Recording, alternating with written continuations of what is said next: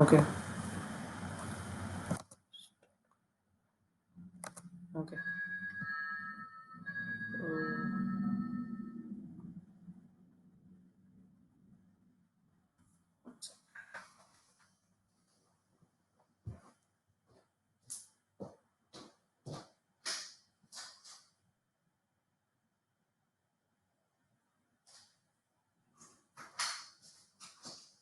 Hey, how are you?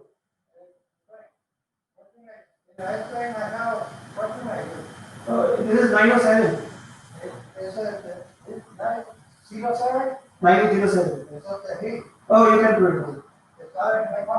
Oh, okay. No, you can put outside. I'm covered.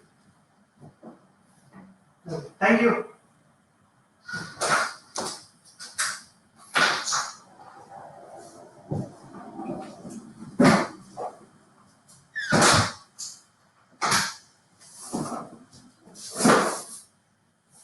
ये क्या मंगाया है इसमें?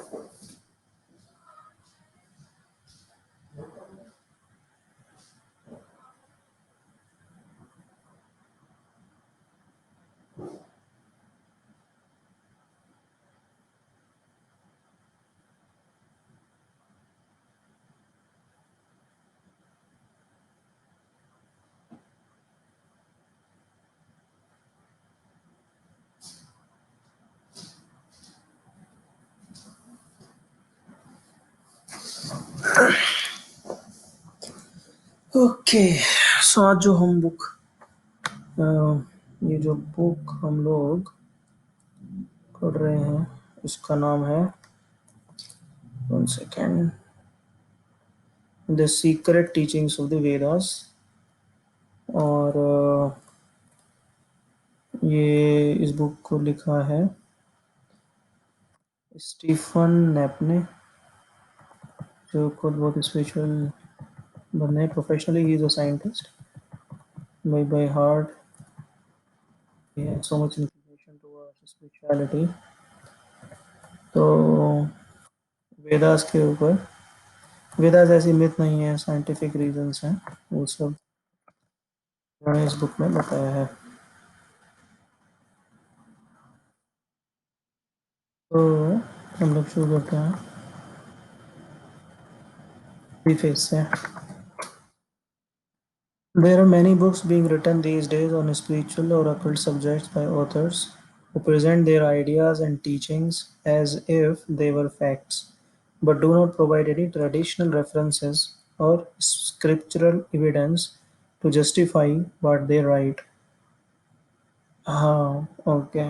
तो बेसिकली यहाँ कहना चाह रहे हैं कि अम, संसार कैसे बना, सोल क्या है, इन सब के ऊपर लोग अपने अपने फालतू की थ्योरी लेके आते हैं, डार्विन वगैरह ये सब। बट उसके पीछे कोई रेफरेंस नहीं देते हैं कि हम क्यों बता रहे हैं ऐसा, या कहाँ पे ऐसा लिखा गया है, या तो एक सॉलिड आपका कॉन्फिडेंस नहीं बनता है। This book, The Secret Teachings of the Vedas, The Eastern Answers to the Mysteries of Life, is written to establish an alternative to the highly speculatory, inconclusive, and oftentimes problematic theories about the universe, the soul, life after death, where we have come from, where we are going, and the various ideas about the absolute that are presently being spread and accepted today. सो ये इसमें point मुझे अच्छा लगा। इसमें बोलते हैं various ideas about the absolute. तो absolute का मतलब जो है यहाँ पे ये देखना पड़ेगा कि the one who is absolute means जिसके ऊपर जानने के लिए आपके पास कुछ भी नहीं है, वो एब्सोल्यूट है। गॉड है actually, there are lots of difference है एब्सोल्यूट और गॉड में। क्या है कि जो एब्सोल्यूट है, भगवत्ता मीन्स गॉडलीनेस, उसका एक गुण होती है। तो जो गॉड एब्सोल्यूट है, एब्सोल्यूट जो है वो बड़ा सर्कल है और उसके अंदर गॉड है। तो आप ऐसे समझ सकते हो। तो ये एब्सोल्यूट की बात करता है, ये यहाँ पे अच्छी है क्योंकि ये हमको बड़े डायमेंशन पे लेके जा रहा है। ये जो होता है हमें बड़े डायमेंशन की तरफ लेके जाते हैं। तो ये एक अच्छी बात है यहाँ पे। The truths that are contained in the ancient text often hold the clearest understanding of life that can be found anywhere। तो यहाँ पे उन्होंने क्लियर कर दिया कि मैं अपनी अपनी तरह से कुछ कहानी नहीं सुना रहा हूँ। जो एंशियंट इंडियन टेक्स्ट है उसको मैं रेफर कर रहा हूँ। This will become more apparent as we present various parts of Vedic teachings to clarify many theories that an increasingly number of people are starting to seriously consider. These include such concepts as eternity of soul, reincarnation, karma, destiny, who we are, meaning of life, and all the questions that often go unanswered for lack of knowledge. We have seen, for example, that many times children will ask their parents questions concerning matters about life and death that the parents hardly understand themselves. The elders may take questions to their own spiritual leaders, such as the local minister or priest, who often leave their congregational members with a little more understanding than what they already had.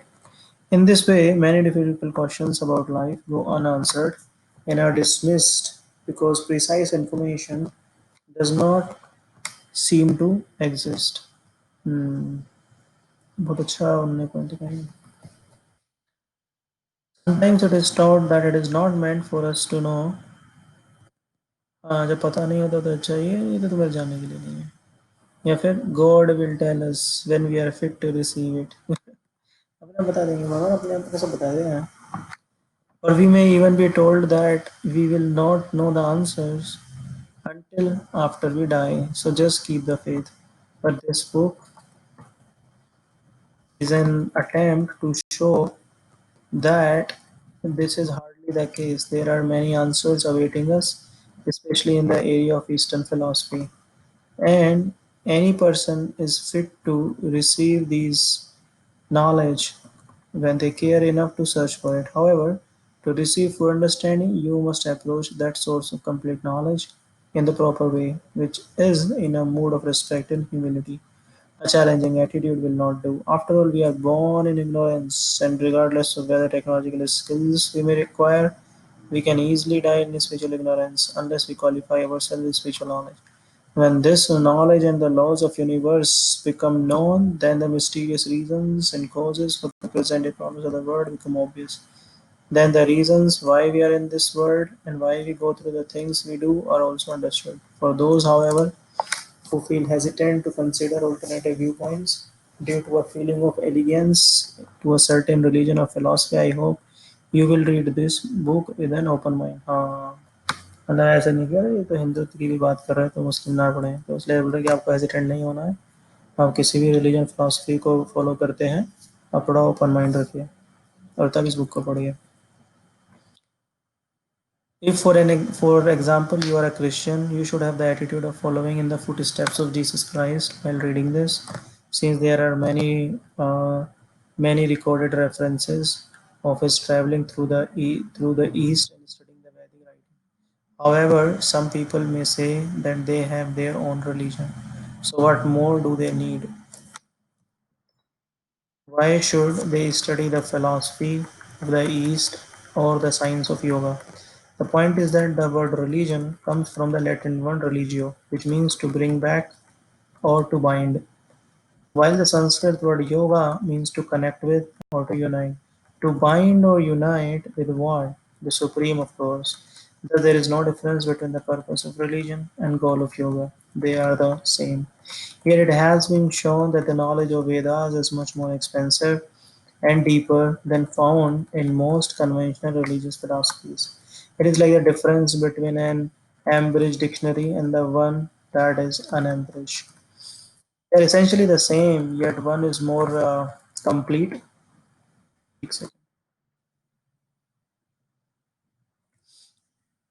One is more complete. Therefore, one can get a much better understanding of whatever spiritual knowledge he or she follows by studying the Eastern text. Um, it brings one to a higher level of consciousness. In fact, for many thousands of years, the East, especially India, has been the focal point where it comes to when it comes to spiritual knowledge. As we will see in chapter two, many great writers, poets, theologians, etc., have increased their understanding of themselves and their own viewpoints of life simply by investigating the wisdom of the East. So now let us begin the grand adventure of examining the essential universal spiritual truths as presented in the discourse on Eastern philosophy. Wow, amazing. Preface तो खतरनाक लिखा है.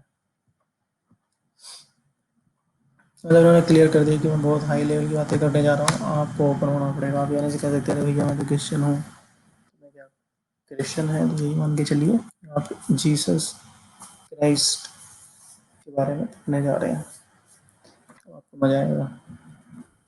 Okay, introduction. This book takes information that is widely scattered throughout many volumes of Vedic literature and condenses it into a present work for an in-depth introduction to the Vedic teachings.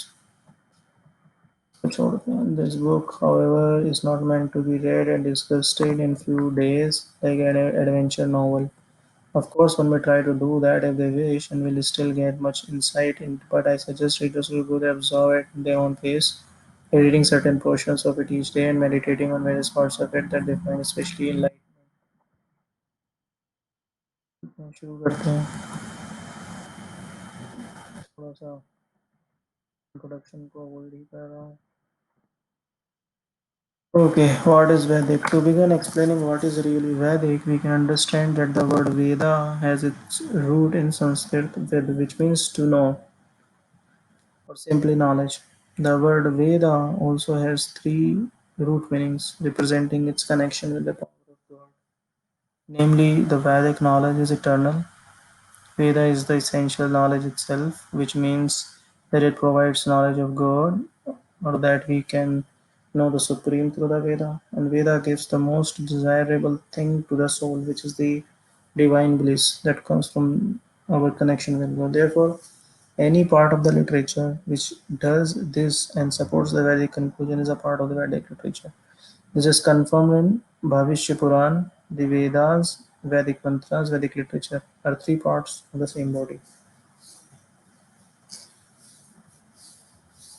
तो ऊपर से चला गया है।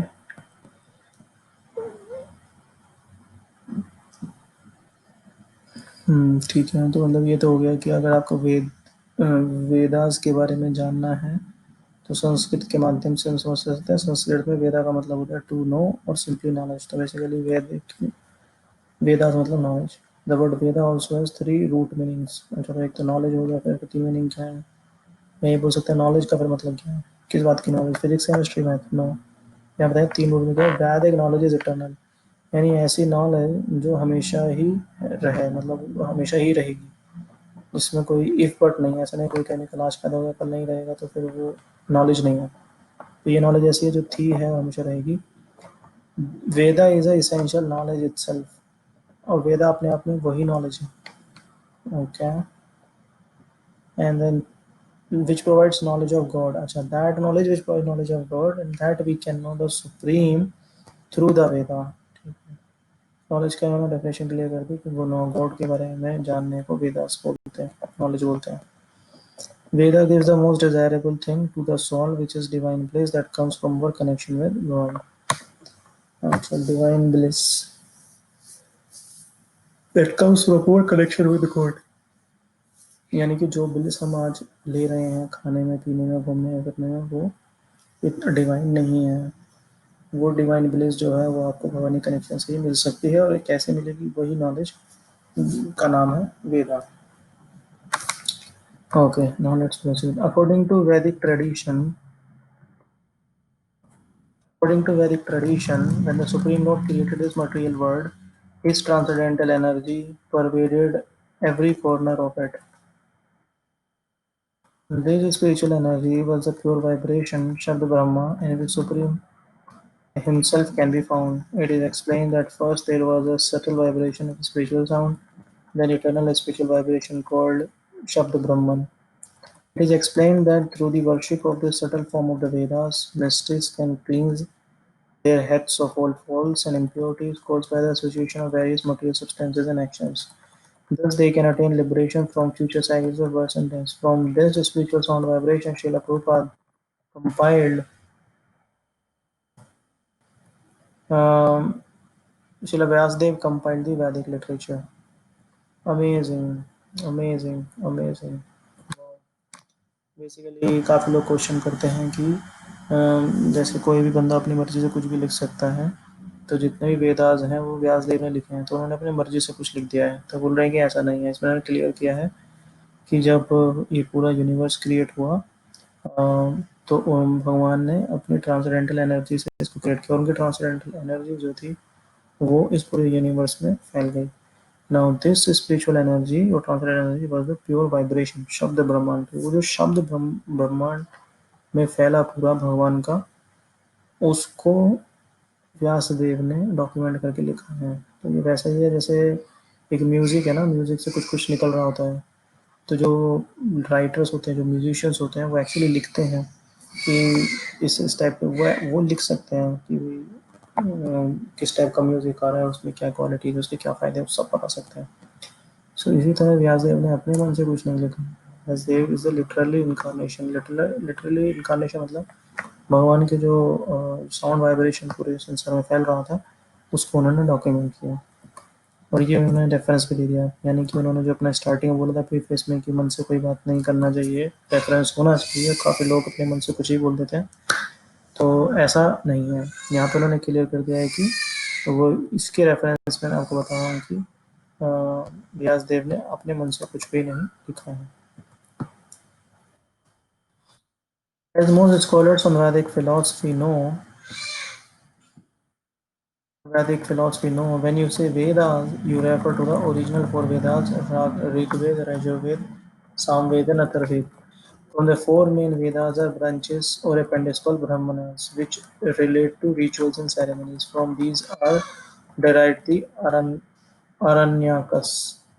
The Upanishads are the appendices, the secret and esoteric knowledge of the Aranyakas. When you say Veda without the S, you not only refer to the four Vedas but also to the Brahman, Raksha, Upanishads, or all the texts that are considered Shruti. Shruti is considered the original revealed knowledge. The remaining part of Vedic literature consists of Mahabharata and Bhagavad Gita, Ramayana, Puranas. These are the Itihas or histories and supplement portions of the Vedic literature, which they call Smriti, or what which is remembered. The name Vedic literature refers to both Shruti and Smriti in a general way. However, some scholars think that Shruti is more important than Smriti. So some may object to the way I alternately use the words Vedas or Vedic literature to refer to the same thing, which is all of the Vedic texts, but Shruti and Smriti. The reason I do this is that I present Vedic evidence from any portion of the Vedic literature, and I often use quotes from the Puranas. To leave out the supplemental portions of the Vedic literature would deprive the reader an enormous amount of Vedic knowledge and elaborated explanations. Furthermore, some of the greatest of the spiritual authorities like Shankaracharya, Ramanujacharya, Madhacharya, and others have presented Smriti as valid evidence of spiritual truths and wrote commentaries on Bhagavad Gita. In fact, Madhavacharya, in his commentary on Vedanta Sutra, quotes the Bhavishya Puran, which states the Rigveda, Yajurveda, Samveda, Atharvaveda, Mahabharata, Pancharatra, and original Ramayana are all considered Vedic literature. The Vaishnava supplements the Puranas are also Vedic literature. Even the Chandogya Upanishad mentions the Puranas as a fifth Veda. The Srimad Bhagavatam also clearly agrees with this. The four divisions of original sources of knowledge were made separately, but the historical facts and authentic stories mentioned in the Puranas are called the fifth Veda.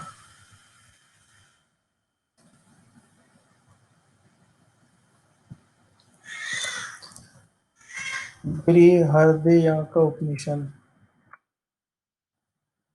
Brihadaranya Upanishad also relates the Rigveda, Yajurveda, Samveda, Atharvaveda, Puranas, Upanishad verses and mantras, sutras, spiritual knowledge and explanations within all emanate from the Supreme Being. It not only says it once, but the Upanishad says it again. As from the fire kindled with wet fuel, clouds of smoke issue forth. So my dear, verily from this glorious great God has been buried for the Rigved, Yajurved, Samved, Atharvaveda, Itihas, Purana, science of knowledge, mystic doctrines, Upanishad. Verses. All these breathed forth, thus they all have importance in presenting Vedic information and one should not be biased toward one set of Shastra or prefer to exclude the other.